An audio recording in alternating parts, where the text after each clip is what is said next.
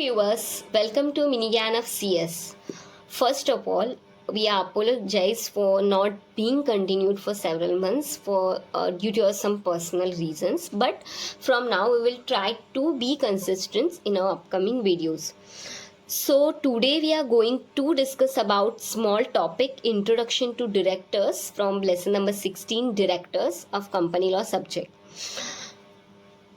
So a company, though legal entity in eyes of law, is an artificial person. It cannot act on its own person. It can do so only through human agency.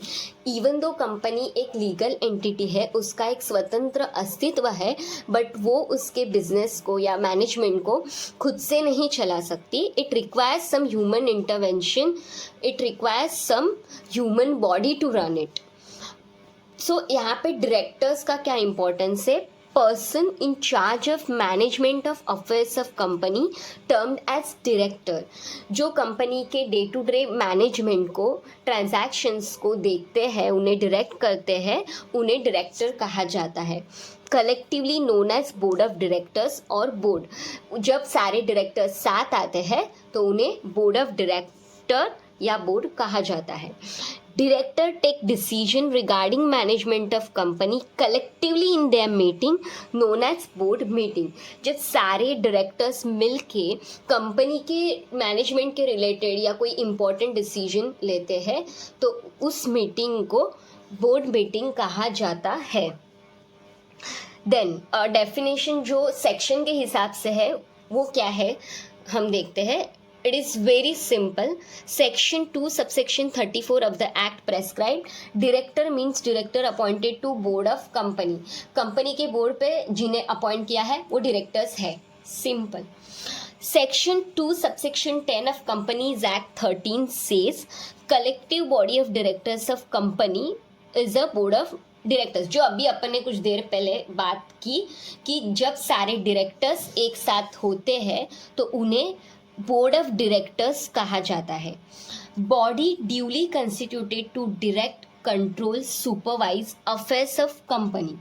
सो ये क्या करते हैं, जो company के management के related जो भी decision होते हैं उसे डायरेक्ट करने का, कोई भी काम प्रॉपर चल रहा है या नहीं उसे सुपरवाइज करने का और कुछ डिसीजंस कंट्रोल करने का काम ये करते हैं.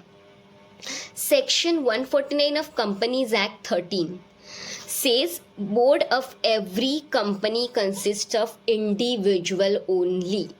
No body, corporate, association or firm be appointed as a director. ये बहुत ज़्यादा इम्पॉर्टेंट है. कंपनी के बोर्ड ऑफ डायरेक्टर्स में ओनली इंडिविजुअल को ही अपॉइंट किया जा सकता है. कोई भी एसोसिएशन हो, फर्म हो, बॉडी कॉर्पोरेट हो, उसे एज अ डायरेक्टर अपॉइंट नहीं किया जा सकता. Then section 166 subsection 6 of Companies Act 2013 says it prohibits assignment of office of director to any other person. Any assignment of office of director is void. जो भी director का काम है वो किसी और को असाइन किया नहीं जा सकता और in case if it happens it is totally void.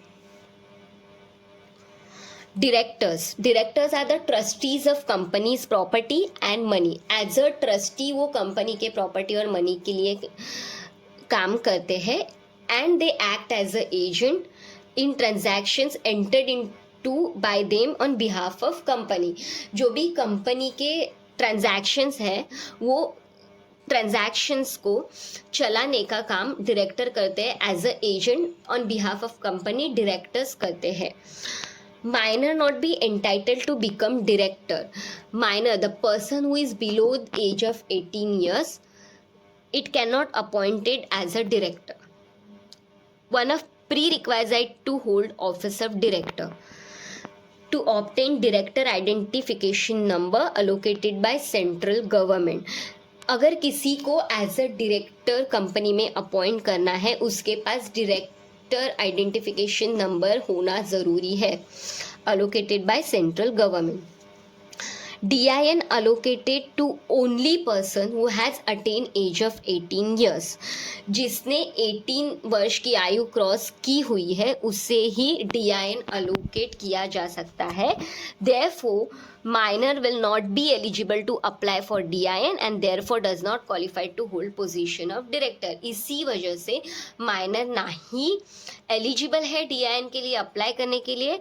और जैसे कहा कि one of prerequisite to be appointed as a director क्या है कि उसके पास DIN होना चाहिए. एज सच उसके पास DIN नहीं है, he will not be qualified, वो क्वालिफाई नहीं हो सकता to hold position as a director. Position of director with company on basis of contracts. Director की position in a company contract basis पे होती है. So I hope you have understood this small topic. Thanks for watching. Please like, share and subscribe to our channel, and do share with your friends, family and the people who are doing law related studies or company law or CS. Thank you.